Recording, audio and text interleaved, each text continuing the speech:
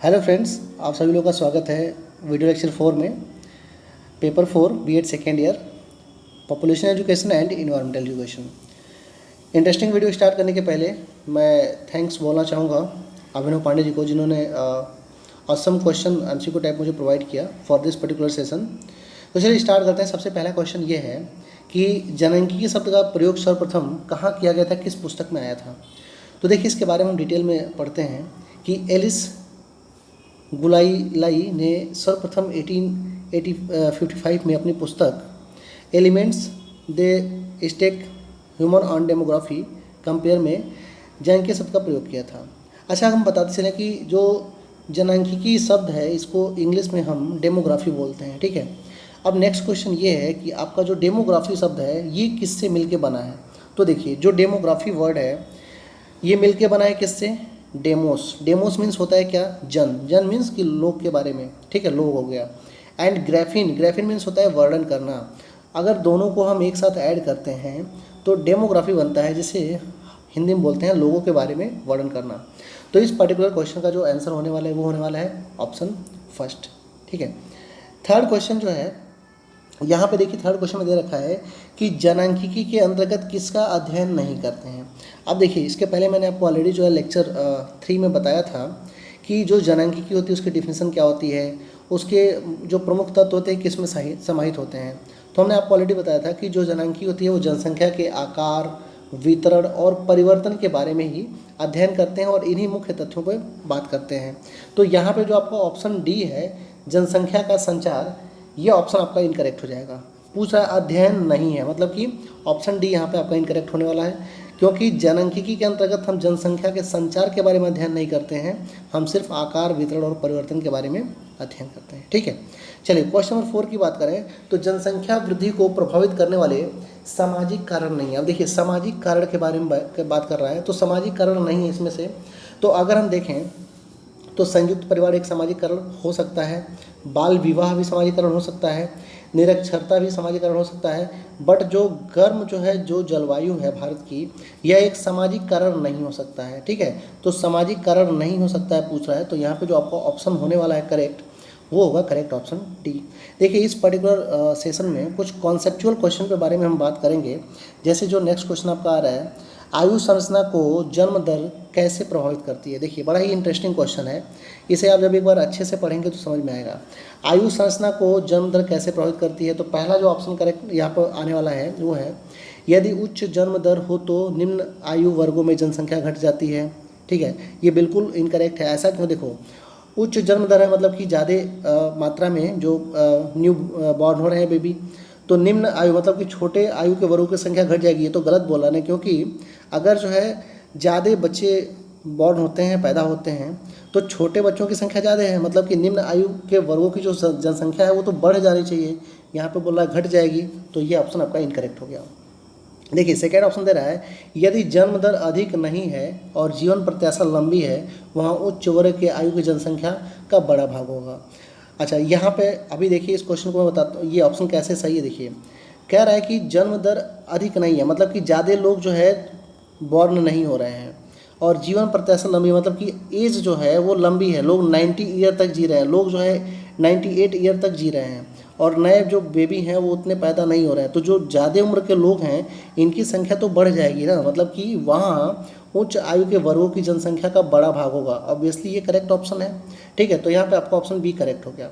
अब देखिए, option C के बारे में बात करें तो यदि अल्प आयु जीवन प्रत्याशा हो तो उच्च आयु वर्गों की जनसंख्या बढ़ जाएगी, तो ये जो है एक इनकरेक्ट ऑप्शन है। यहाँ पे आपको ऑलरेडी जो है ऑप्शन बी करेक्ट दिख गया होगा और समझ में भी आ गया होगा कि आयु संरचना को जन्म दर कैसे प्रभावित करती है। तो अगर जो है जन्म दर अधिक नहीं है और जीवन प्रत्याशा लंबी है, ठीक है, तो वहाँ पे उच्च वर्ग आयु के लोगों की जनसंख्या का बड़ा भाग होगा।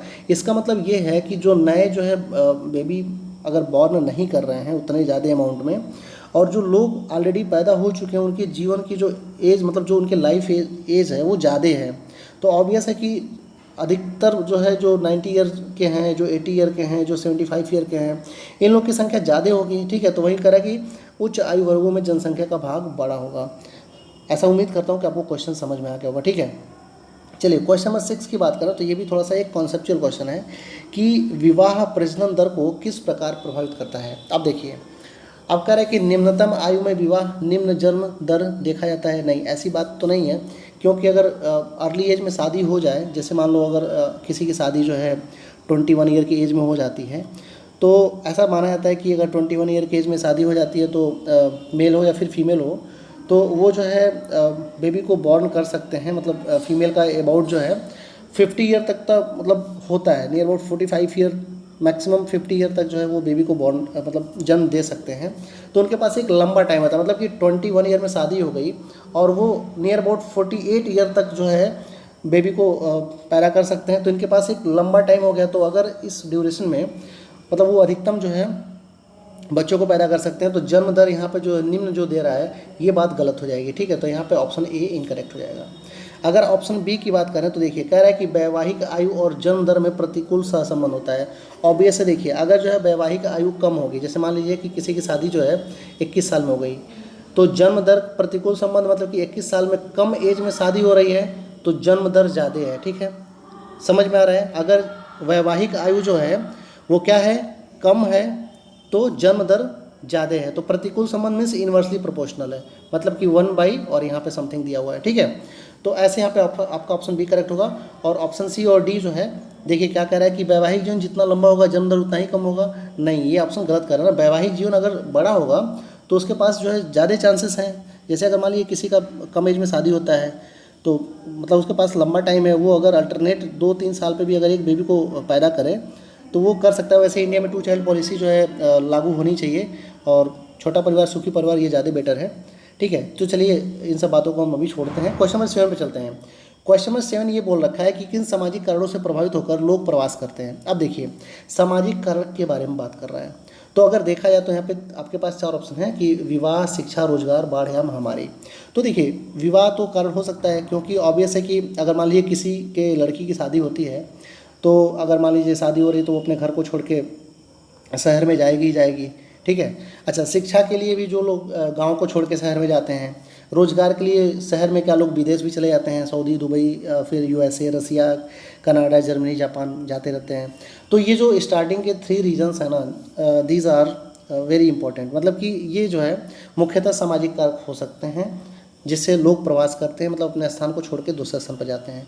तो यहाँ पे जो ऑप्शन सी आपका है वो करेक्ट होने वाला है, 1, 2, 3, ठीक है। पहला, दूसरा, तीसरा, ये तीनों के तीनों सामाजिक कारक हैं जो प्रवास के लिए रिस्पॉन्सिबल हैं। चलिए क्वेश्चन नंबर 8 की बात करें तो ये एक जो है फैक्चुअल स्टेटमेंट है। कह रहा है कि कोई भी प्राकृतिक पदार्थ या शक्ति तब तक संसाधन नहीं बनता है जब तक वह मनुष्य की आवश्यकताओं की पूर्ति ना करे। ये वाक्य किसके हैं, ठीक है। तो इसको आपको लर्न करना पड़ेगा। एक हैगेट नाम के जो है दार्शनिक हुआ करते थे, विद्वान कह सकते हैं, तो जिन्होंने इस स्टेटमेंट को दिया था, ठीक है। चलिए आगे जो है अब क्वेश्चन हम कुछ इन्वायरमेंट से बताएंगे आपको। जैसे अगर बात की जाए तो निम्न में से कौन सा सबसे अधिक स्थिर परितंत्र है, मतलब कि पारिस्थितिकी तंत्र है। ये क्वेश्चन ऑलरेडी जो है यूपी टेट सीटेट में पूछ रखा है, और इसका करेक्ट ऑप्शन समुद्र होने वाला है। समुद्र जो है, जो सी है, वो आपका मोस्ट स्टेबल इकोसिस्टम है, ठीक है। Which of the following is the most stable ecosystem, तो यहाँ पे जो सी है वो मोस्ट स्टेबल इकोसिस्टम है।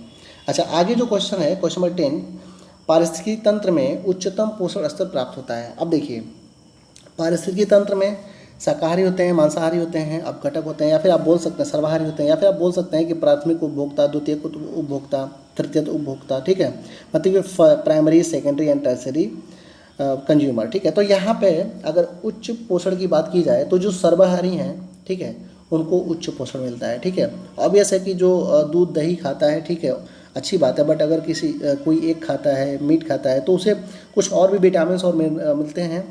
तो सर्वाहारी यहाँ पे करेक्ट ऑप्शन होगा।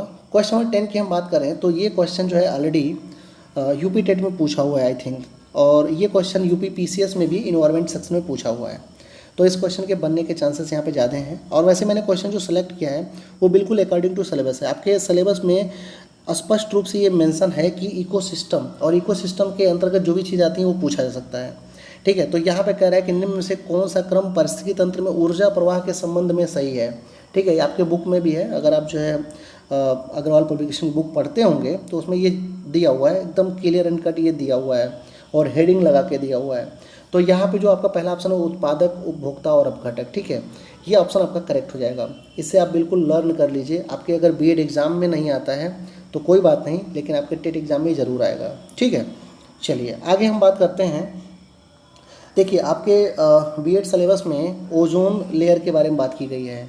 तो यहाँ से एक इम्पॉर्टेंट क्वेश्चन बनता है कि अंतर्राष्ट्रीय ओजोन दिवस कब मनाया जाता है। अभी एक और भी आपका इम्पॉर्टेंट टॉपिक है इन्वायरमेंट सेक्शन का, इन्वायरमेंटल पॉल्यूशन। तो इन्वायरमेंटल पॉल्यूशन पे हम एक अगली वीडियो जो लेके आएंगे उसमें इन्वायरमेंटल पॉल्यूशन के बारे में बात करेंगे कि कितने टाइप के इन्वायरमेंटल पॉल्यूशन हो सकते हैं, ठीक है, और उनके क्या क्या मतलब सुधार हैं और क्या क्या गवर्नमेंट की योजनाएं चलती हैं, तो सारे बारे में बात करेंगे। फिलहाल यहाँ पे ओजोन दिवस के बारे में अगर बात की जाए तो अंतर्राष्ट्रीय ओजोन दिवस 16 सितंबर को मनाया जाता है। और ये क्वेश्चन ऑलरेडी जो है कई सारे कॉम्पिटेटिव एग्जाम में पूछ रखा है। खाद्य श्रृंखला में जो शाकाहारी होते हैं, ठीक है, जो शाकाहारी होते हैं वो प्राथमिक उपभोक्ता होते हैं। और ये तो क्लास 6 की एनसीईआरटी में आई थिंक हमने पढ़ा था अपने टाइम में।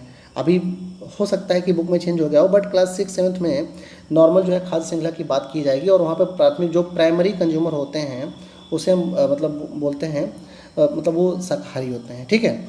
आगे चलिए, अगर जो है यहाँ पर क्वेश्चन 14 देखा जाए तो पर्यावरण संरक्षण अधिनियम किस वर्ष पारित हुआ था। ये भी क्वेश्चन ऑलरेडी जो है यूपी टेट, सी टेट और यूपी पीसीएस तीनों में पूछा हुआ है। और इसका जो आंसर होने वाला वो है 1986 में पर्यावरण संरक्षण अधिनियम पारित हुआ था, ठीक है। क्वेश्चन नंबर 15 जो है ये बड़ा ही इंपॉर्टेंट क्वेश्चन है और इस क्वेश्चन को मैंने जो है विशेष तौर पे यूपी पीसीएस के एग्ज़ाम में ही देखा है। और आई थिंक ये क्वेश्चन यूपी टेट में भी पूछा होगा। Green muffler, very important question, ठीक है। ये बिहार पीसीएस में भी क्वेश्चन पूछा हुआ है कि ग्रीन मफलर किससे संबंधित है, ग्रीन मफलर का रिलेशन किससे है। तो देखिए ग्रीन मफलर का रिलेशन जो है वो ध्वनि प्रदूषण से है। और ग्रीन मफलर होता क्या है, ये एक तरीके की टेक्निक है, ठीक है। जैसे अगर मान लो कहीं बहुत ज़्यादा जो है ध्वनि प्रदूषण हो, कहीं बहुत ज़्यादा जो है साउंड पॉल्यूशन हो, तो हम क्या करते हैं मतलब रोड के दोनों तरफ, ठीक है, ये मान लो हाईवे जा रही है या फिर कोई भी रोड जा रहा है तो इधर भी खूब सारे पेड़ लगा देते हैं, इधर भी खूब सारे पेड़ लगा देते हैं। अगर ज़्यादा अमाउंट में जो है पेड़ और वृक्ष होते हैं तो वो क्या करते हैं, एब्जॉर्ब कर लेते हैं साउंड को, ठीक है, साउंड को एब्जॉर्ब करते हैं। तो ध्वनि प्रदूषण को कम करने का एक टेक्निक है ग्रीन मफलर, ठीक है। तो यहाँ पे जो आपका ऑप्शन यहाँ पे करेक्ट होने वाला है वो ऑप्शन बी होगा कि ग्रीन मफलर संबंधित है ध्वनि प्रदूषण से। ध्वनि प्रदूषण को कम करने की एक टेक्निक है, ठीक है, इसे ही ग्रीन मफलर बोलते हैं। तो उम्मीद करता हूँ ये सेशन आपको पसंद आया होगा, ठीक है। मिलते हैं नेक्स्ट वीडियो में, तब तक के लिए अपना ख्याल रखिए, पढ़ते रहिए, स्वस्थ रहिए, मस्त रहिए। Okay, bye everyone, take care.